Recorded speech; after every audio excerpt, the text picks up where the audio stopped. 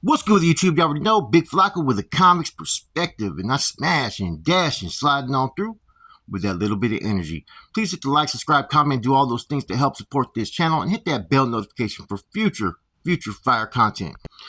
Now, yesterday, man, in Salinas Valley on Sea Yard, it kicked off, man, between the blacks and Surenos around 6 p.m., right?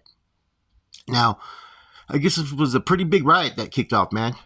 You know what I'm saying? A lot of weapons were used. And I don't know how many people got stabbed. I don't know how many people got hurt. All I know is that an incident did occur over there. Now, bear in mind, there's been tension over there in Salinas Valley. Now, I don't think that this issue had anything to do with the incident that had happened previously on the other yard, on B yard, where there was a J-Cat that got out of death row that was high on meth, and he ended up taking off on the security post, and then the blood jumped in, and all kinds of other individuals got involved. No, from my understanding, this incident is probably stems from the incident of that one individual who came from High Desert who was involved in the stabbing of an MA member, believe it or not.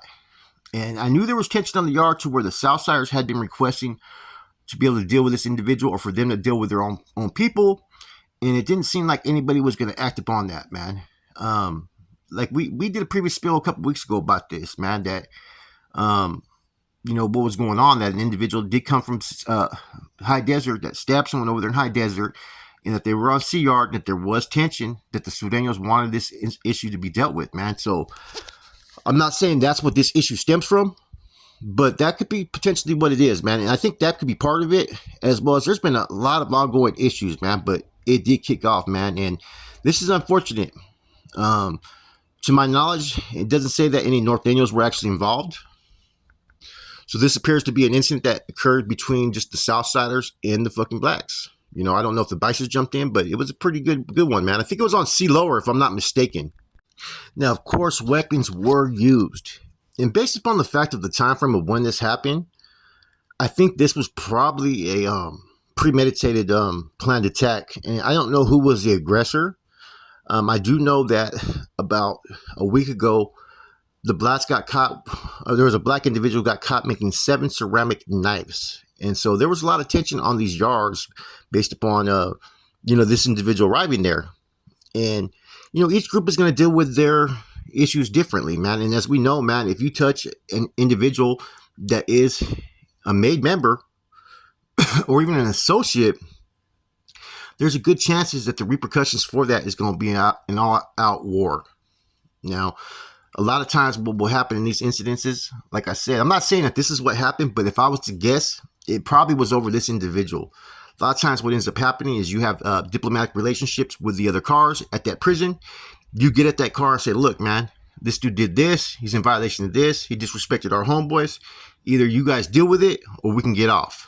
Now, a lot of times the receiving group takes that and they deal with it the way that they want to deal with it. If they feel that this individual was wrong and that they're jeopardizing their car, a lot of times they'll fucking deal with the individual. A lot of times with the black cars, right or wrong, they usually defend their people or don't want to fucking deal with them. A lot of times, man, this is like true. You know what I mean? Especially if it's a traditional opposition asking them to deal with the issue.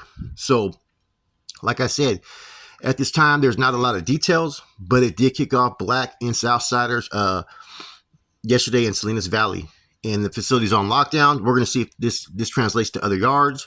Were the Norteños involved? I do not know. This right here seemed like it probably was a prepared attack. You know what I'm saying? Like I said, I'm going to assume that the Surenos were the aggressors, but then again, it could be the blacks. Like I said, there's not a lot of information that's being revealed at this current time, right? Now, what does this do to race relationships in the system? It just tells you that the tension that's been brewing, that we've been hearing about, is in fact a fact. That a lot of black and brown are having a lot of conflict. Now, does this include the Norteños? It depends what facility you're at. Like I said, Norteños have had skirmishes in New Folsom, and they don't have the best relationship with the blacks over there in High Desert. I don't know how it is in Salinas Valley. And I don't know if this is going to be a facility issue, if this just continue to be a race issue, or if this is just going to stay an isolated Sea Yard issue. The politics in prison have changed completely compared to when I was in the system. You know what I'm saying? So right now, it's just a matter of time. Unfortunately, this incident happened. And I'm just here to report what I know, which is not much at this time. Right?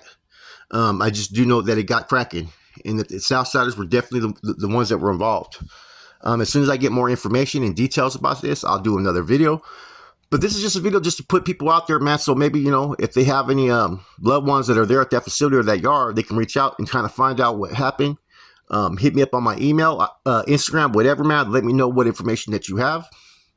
With that said, man, this is all we have at this time. I wish I had more details and more information. We'll see what happens, though, man.